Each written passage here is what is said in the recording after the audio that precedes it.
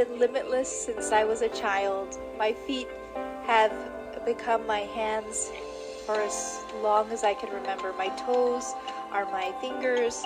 I use my feet for everything. And I don't even think differently about it. This is Chit Chat, the Encouraging One Another podcast, where it's all about encouragement.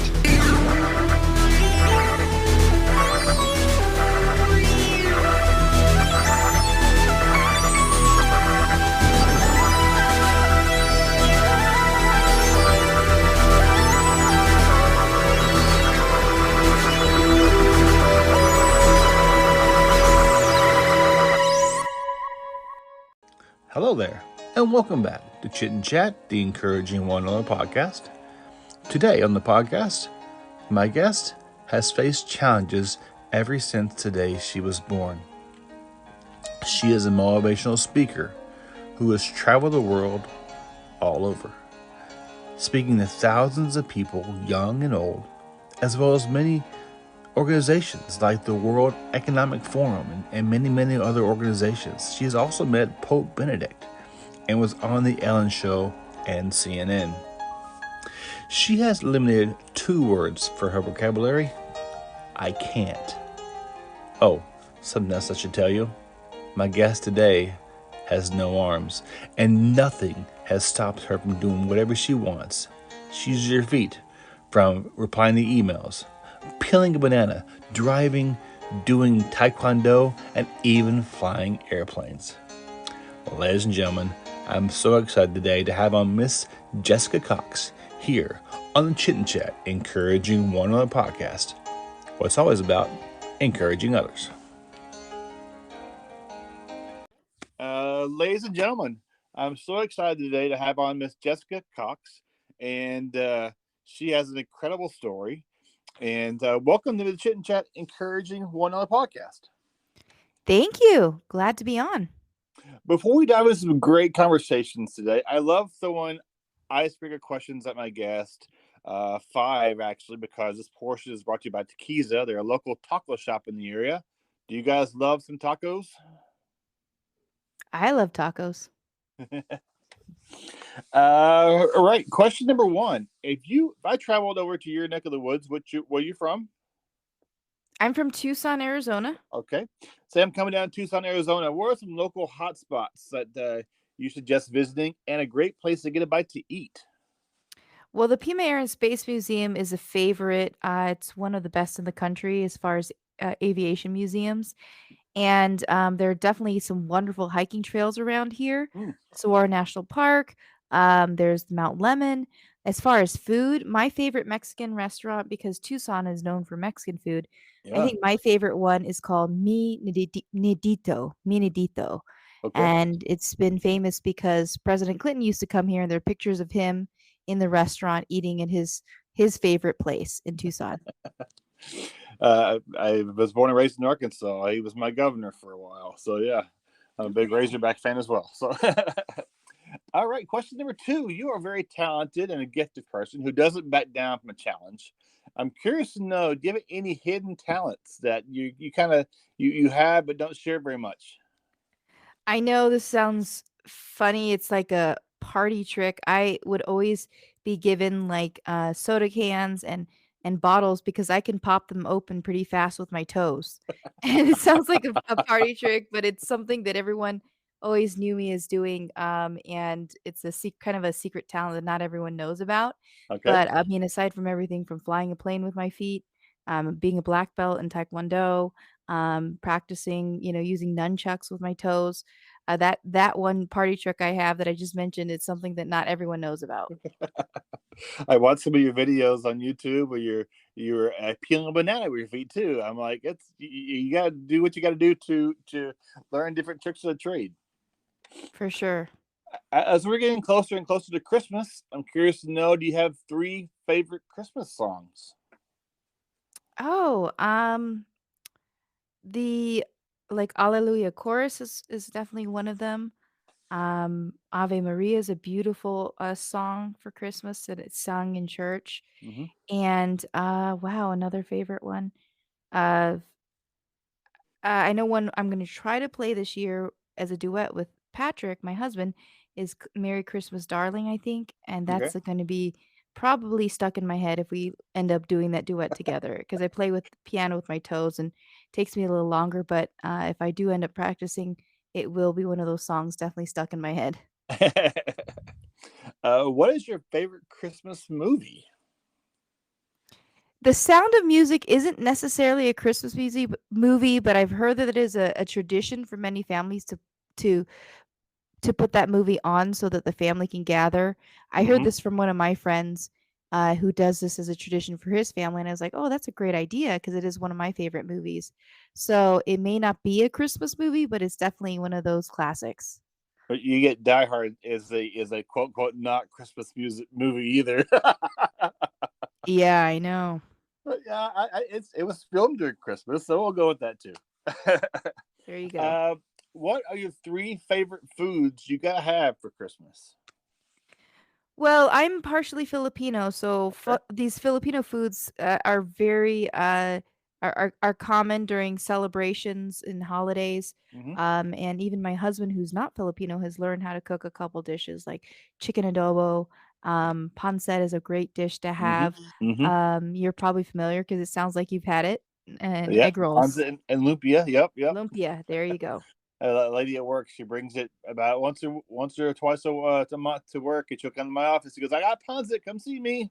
For those out there who might not know who you are, give us a brief bio on who Jessica Cox is.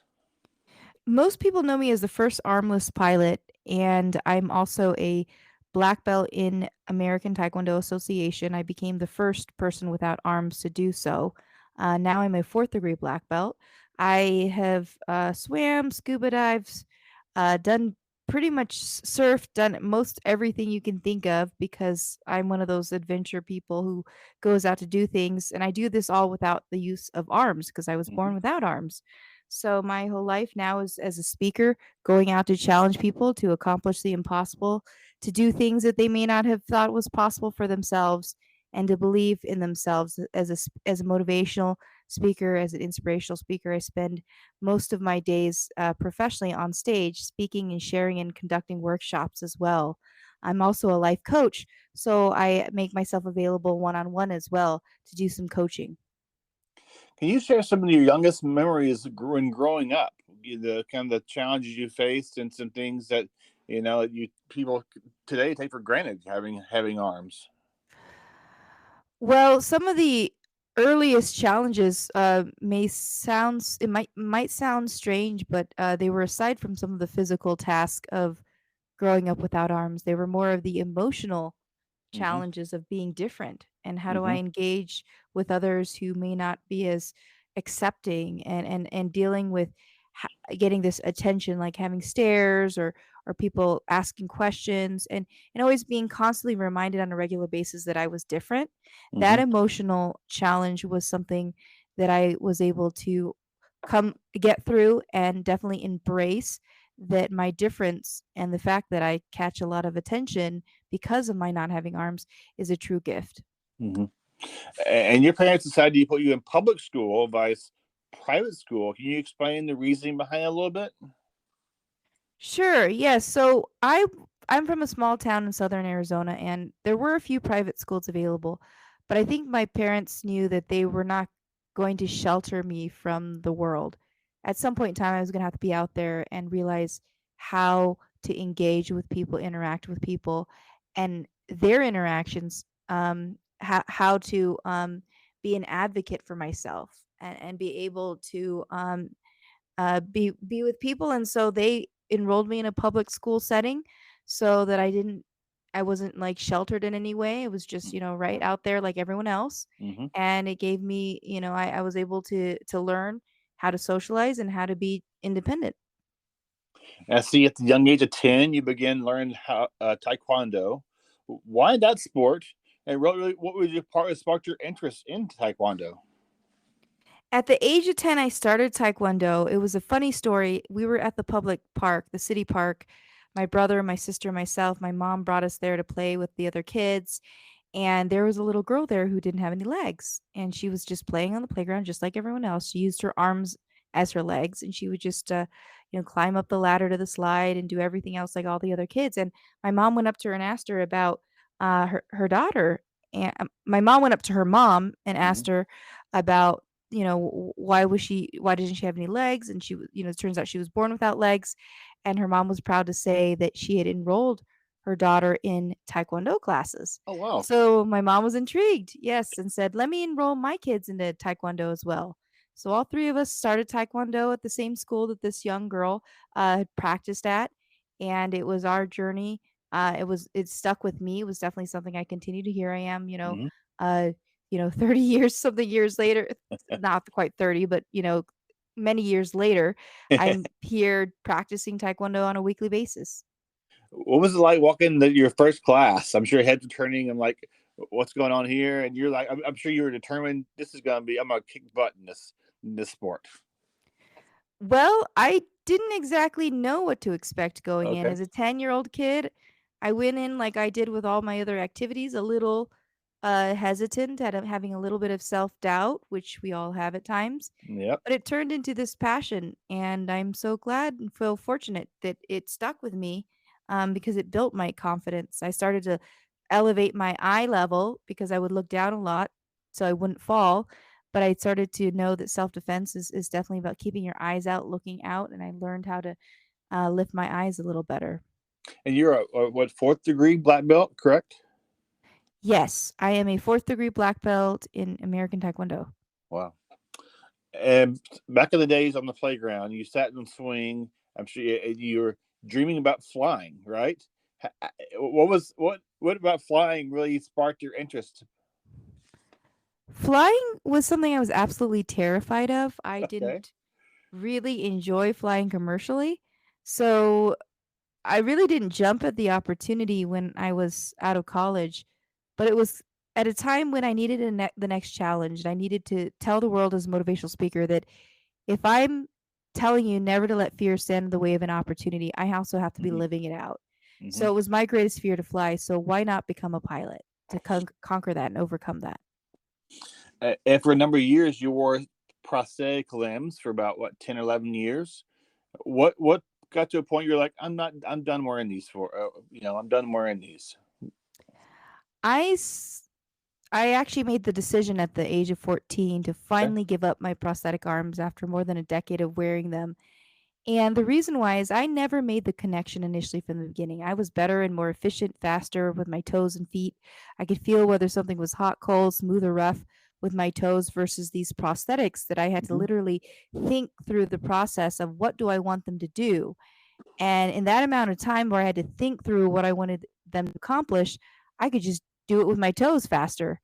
And they really were, awkward wearing them. They weighed like 10, close to 10 pounds. They were hot, heavy, um, bulky, awkward. Hmm. And finally, I was just like, I don't need to conform. This is who I am, and who am I kidding? And I need to start embracing that. And at that age of 14, my parents said, you're old enough now to make a decision for yourself on what you want to do. And I moved forward walking to the bus stop without them for the very first time. And it was the best decision I ever made in my life. I'm sure you felt freer. I mean, you just kind of had really a burden of having those on you. I'm sure, right? Yeah, it definitely was a burden. I mean, I don't wanna say the same for others Hmm. because everyone has their own opinion about their own experience with prosthetics. Many people, it gives them restores this hope in having their limb back, I can't say everyone has their own experience. For me, it was awkward, and I felt like I was finally gonna be the person God created me to be. Hmm. So, my opinion about prosthetics is very different than some people, but it was, for me, a good decision. Can you share some of the first few tasks you began to learn to do with your feet, and as you progressed, the more and more things you learned? I mean, the first few things that you learn as a kid are the same exact things that I learned as a kid.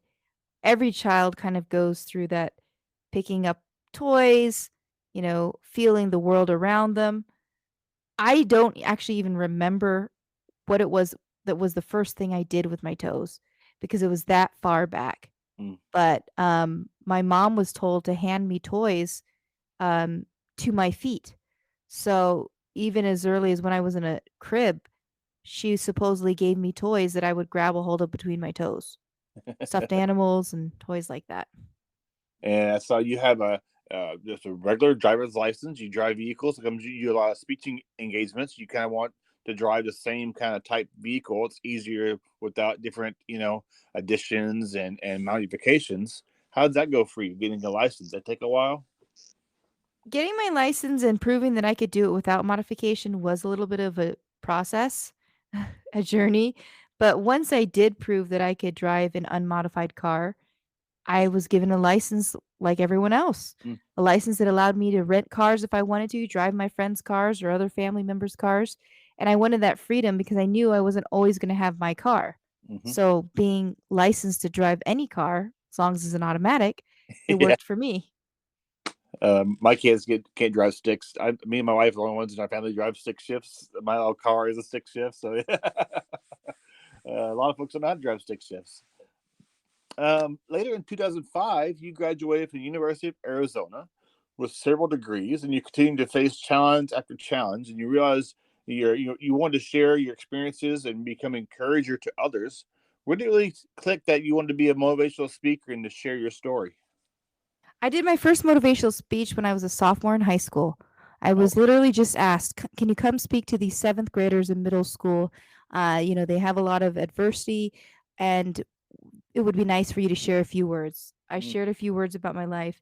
They were so inspired, and I was like, had this light bulb moment like, oh, wow, well, maybe I should consider doing this more often. And that led to another opportunity and another opportunity. And then I thought, well, what if I consider this as a profession?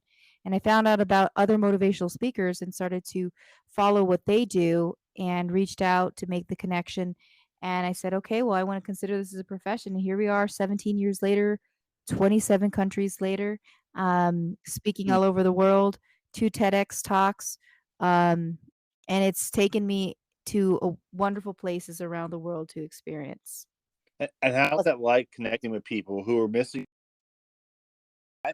different parts that we really take advantage that what was that like getting responses from people around the world? Well, it's not as rare as you may think. One in 1,000 births experience a limb difference. So there are a lot of people out there, and I definitely love the experience of the people. Just like this past weekend, I spoke for 2,000 young people at the Long Beach Convention Center, and a young woman came up to me and said, "I was born without my hand," and it is so amazing to connect with people who have similar challenges and to reassure them that, they're gonna be just fine, and then they tell me their stories. It's definitely a wonderful family. Then you say you dream of flying lessons.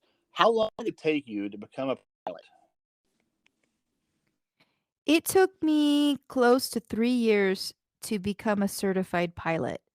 It was, training in Florida, California, Arizona, 3 flight instructors, um, over the course of 3 years, 3 different airplanes, numerous hours of studying, the books, of course, because there's the knowledge as well that you have to understand. And so I would say close to 3 years. Wow.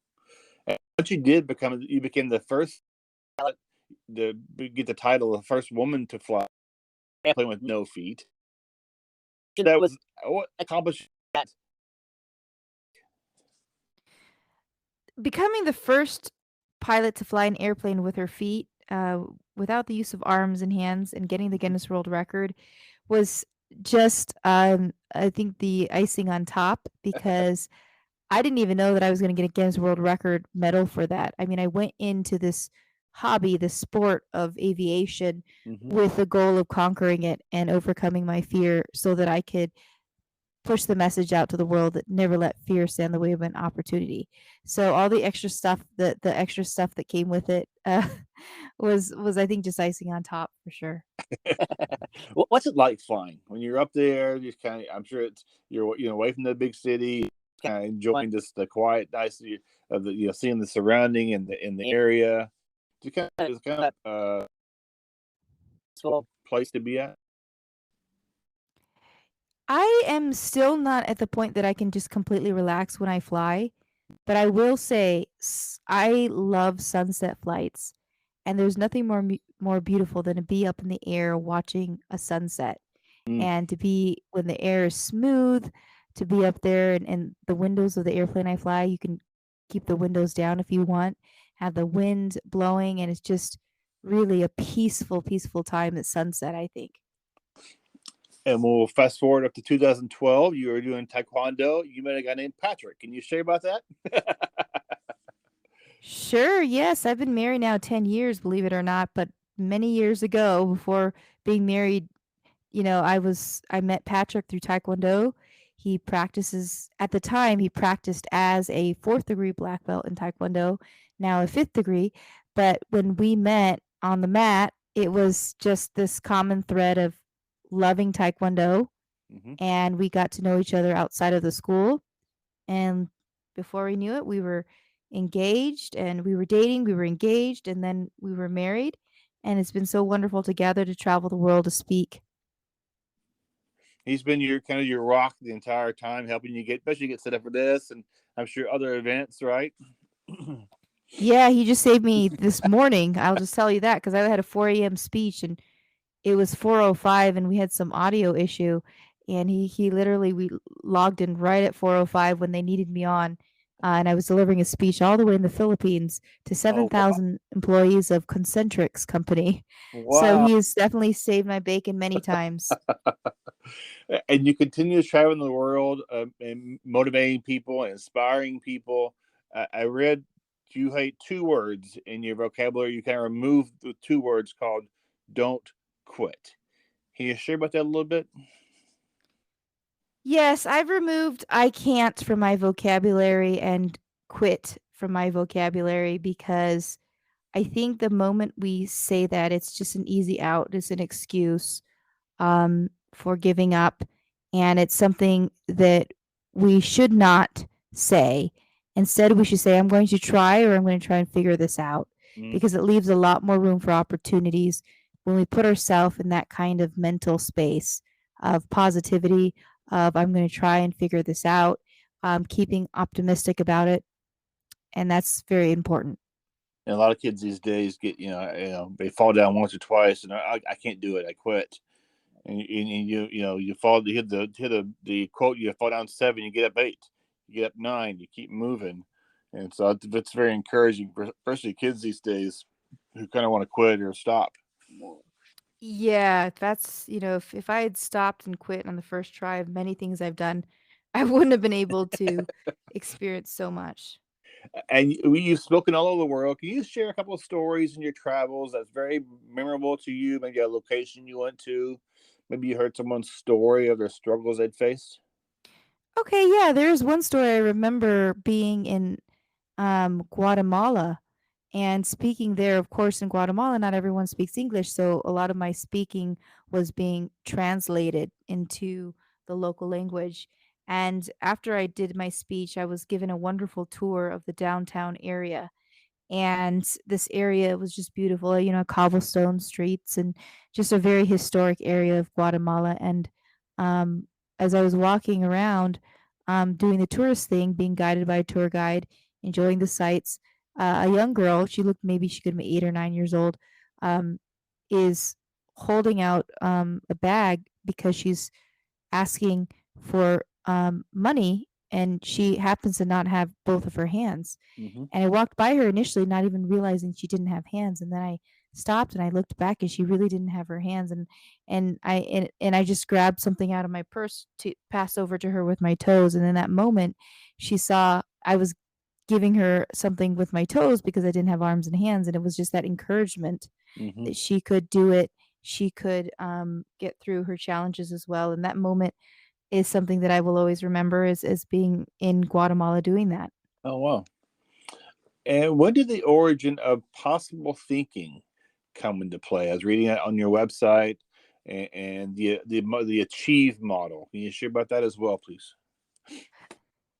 Yes, possible thinking is a spin on, I think people have heard positive thinking. Mm-hmm. And I want to make sure that it's very clear it's possible thinking is different. It's basically going in and being optimistic and seeing the opportunities, seeing a challenge through the lens of possibility. And possible thinking is breaking it down into what I say all the time, thinking outside the shoe, making sure that it's you can do it by figuring out a way in a different way sometimes. Because I had to learn how to tie my shoes from the outside in, tying my laces with my toes and then slipping my feet in, which is why I came up with the phrase think outside the shoe. And achieve, the acronym achieve, each word, a letter means something. Can you share about that? Sure. So I have a Achieve model. As a speaker, there's a lot of topics to talk about. I have an organized method for breaking those down. Like Achieve model, each letter of Achieve represents something that I talk about. I don't have time to talk about all of them, but A, for example, is adversity management. And I talk about how it is that we can be more resilient, how we can persevere, especially now after the pandemic. A lot of people are challenged. They have a new normal, and we need to definitely approach things in a achieve model by using, having adversity management, figuring things out, and being persistent. Mm-hmm. And you have a documentary I saw as well. I haven't watched it yet, but can you share a little bit about your documentary and where people can watch it at? Sure, my documentary called Right Footed. It's actually a documentary by Nick Spark. He directed this wonderful documentary that has been aired on National Geographic in 80 something countries around the world, but you can actually watch it from Amazon Prime for I think just about $3. It was Okay. free for the longest time, but if you have Amazon Prime, you can just pull it up and watch this full length 80 minute documentary that Nick did a wonderful job following me around to 3 different countries: Ethiopia, the Philippines, going to the Senate in Washington, D.C., of course, here in the United States, and to the Midwest and a few places. But it really tells the story about my getting married to Patrick, about some of the work I do to mentor those with disabilities, as well as advocate for those with disabilities. And that's the Right Foot Foundation. Is there a mission behind that as well? Right Footed Foundation International is a 501(c)(3) that I started now 4 years ago. Oh well. We're going on 5 soon. But I started that with a board of 7 people because I wanted to be able to continue this mission and vision to show the world that disability doesn't mean inability. Mm. So we have now been donated an airplane. We are working on building the first ever airplane that can be flown with feet. Oh wow. And that is something that we work on every day now, is building this airplane up, um, modifying it so it can be flown with feet. And it's an exciting adventure, but it's ultimately to take it around the world and show the world what's possible for people with disabilities. That is so. How big is this plane? The plane is a four-seater, Okay. four-seater, low wing plane that flies at about 200 miles per hour. Okay. Where can people follow your amazing story? You have a website you can share with us, and I'd love to be people to read more about you and just continue to see what you're doing around the world. Please follow me at jessicacox.com, or you can find me also on social media under Jessica Cox, my Facebook page. Okay. Instagram is Right Footed, and other social media channels. You can look me up. I'd love for you all to follow me. And the airplane is called theimpossibleairplane.com. Oh, okay. I'm so thankful for the time we had today, and really, this podcast is about encouraging others, and you truly are doing that all around the world. And I believe you are truly an inspiration to so many out there, whether they're missing a limb or not. I think your determination and you're so inspiring, and you just you're watching some of your videos, and you're always smiling. I think you have an amazing heart for people. So thank you so much for the time. And if you, Patrick, are ever in Washington State, the coffee's on me. And let us sit down and meet you face to face, and just I'm just inspired by what you're doing, and your commitment not to quit and to just keep going forward. Thank you so much. Thanks for the interview, and glad to be on your show.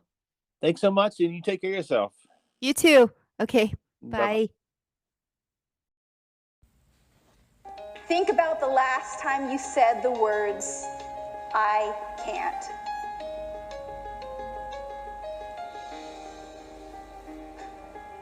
When we say I can't, we set ourselves up for failure. We start to believe what we say. And persistence means not giving up. It means not using those two words, which I've tried my best to eliminate from my vocabulary. I challenge you to do the same. Next song I'm going to play for you is by Jessica Lynn Whitty and her husband Raymond Hayden, called Bold. I've had a great pleasure of interviewing both of these guys on my podcast. Both are very, very talented musicians. And Jessica has a happy hour Facebook. You can go online, and her and her husband and their buddies just have a great time sharing life and just good old times. I follow her on Facebook. Raymond's got some amazing music. He actually does a bumper for my podcast, and I'm just so glad I'm able to cross paths with these guys. This is their song called Bold in their home studio. Enjoy.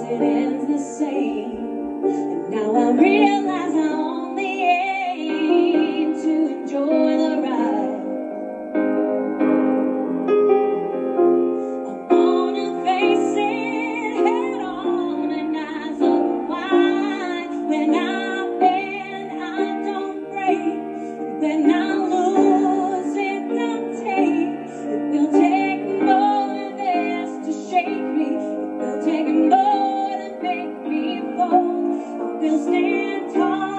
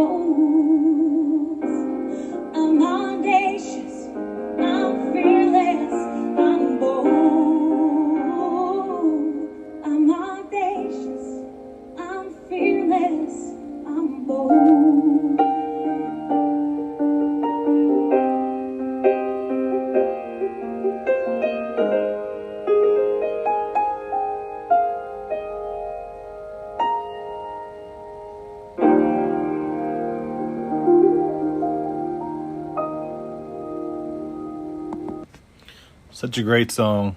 That was Bold by Jessica Lynn Whitty and her husband, Raymond Hayden. Throughout December, this podcast, I am sharing Christmas music from musicians who I've had a chance to interview over the past 8-10 months. It's been since I've been podcasting. And this is Hunter Lott this time of year. And his website to check out his music, events, schedule, all that good stuff, merchandise, is hunterlott with 2 T's, music.com.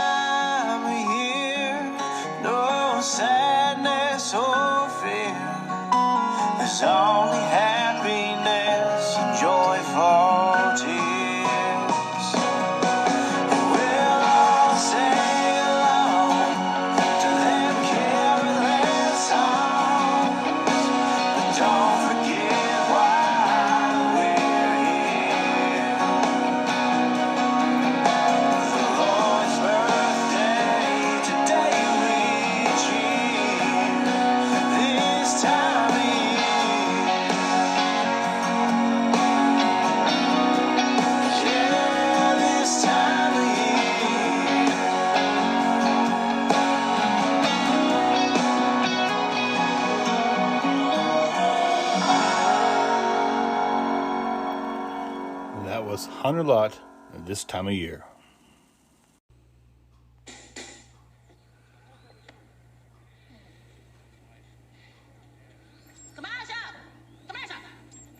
Break for 30 seconds. Are you craving tacos? You know what? It doesn't have to be Tuesday to have tacos. You got tacos any day of the week. At TaquizaTacoShop.com, that's TAQUIZA, tacoshop.com, they have 5 kinds of tacos. Delicious tacos, as well as chimichangas and burritos and grilled jalapenos, my favorite. Their food's fresh, authentic, made daily.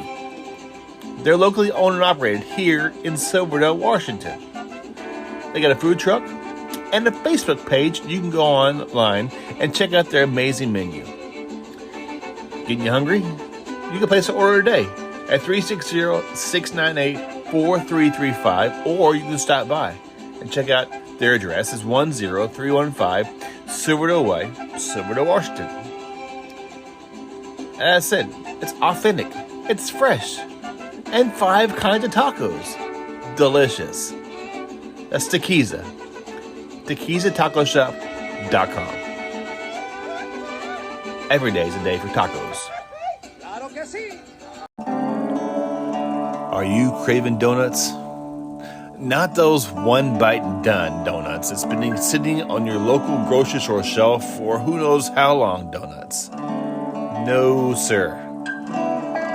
Lone Star Donuts here in Silverdale, Washington has over 50 flavors of donuts and other pastry items as well. These donuts are huge, fluffy, and delicious. So why not stop by and check out Lone Star Donuts? Or you can call them and place your order at 360-204-5021. Lone Star Donuts, the only kind of donut to have.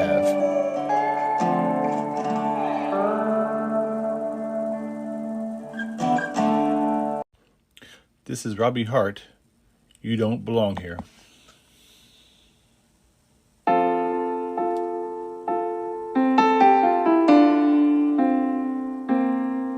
You don't belong here. I didn't let you in. I said goodbye to you when I buried you long ago. This isn't how I thought it'd be. I thought I was finally free, but you came to make it bleed, and now your words are haunting me. You don't belong here.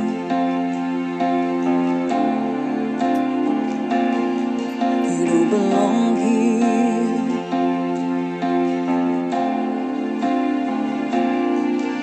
I'm screaming loud, but there's no sound. I feel your presence all around my every thought, and I can't escape. You had your chances, but it's too late. You don't belong.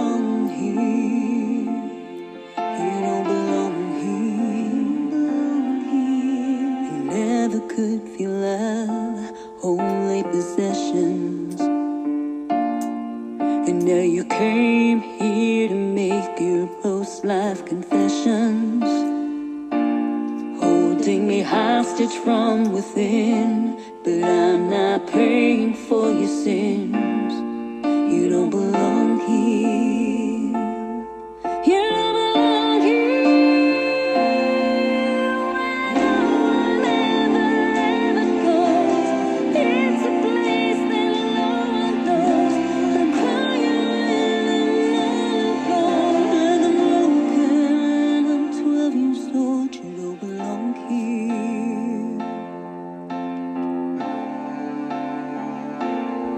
You don't belong here.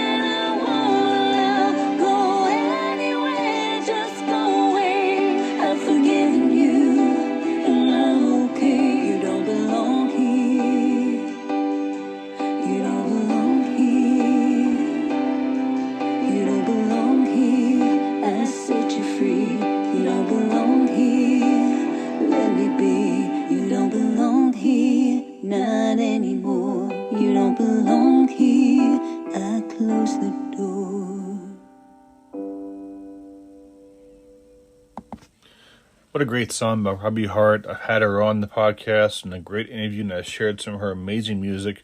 Yeah, check out Robbie Hart. It's HARTE.com for her music and her upcoming events. Such a tremendous, tremendous musician. Thank you so much for joining the Chit and Chat Encouraging One Another podcast. Today, my guest was Jessica Cox. Truly an inspirational person who is encouraging people all over the world.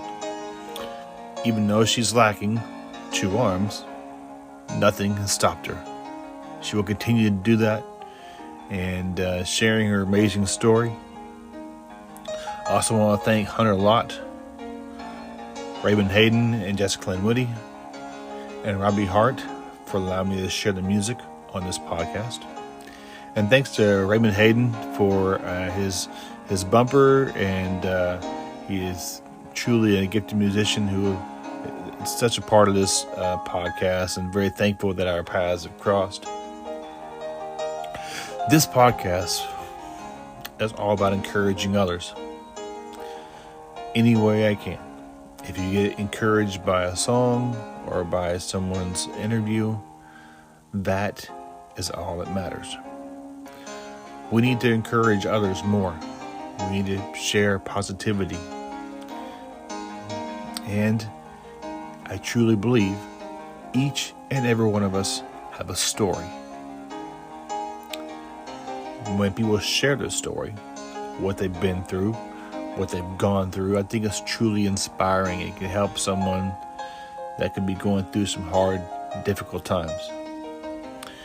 If you haven't heard some of my podcasts in the past, please do so. Check them out. In my earlier podcast a few months ago, it was kind of rough, and this is by no means a perfect podcast, but I can truly tell you each podcast comes from the heart. Each podcast, I give it everything I can to share someone's story. Thank you for being part of the Chit and Chat Encouraging One Another podcast. It's always about encouraging others. Take care. Till next time, my name is Jody Sheffield, host of Chit and Chat.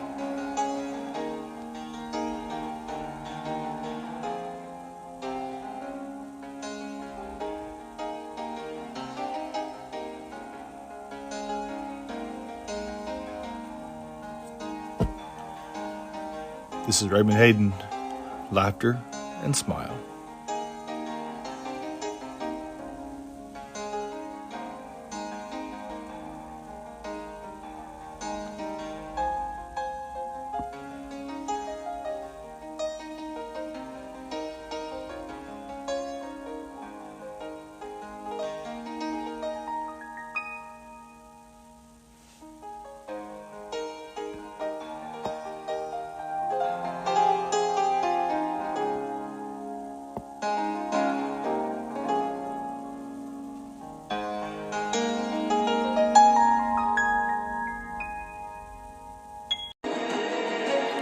This is Chit and Chat, the Encouraging One Another podcast.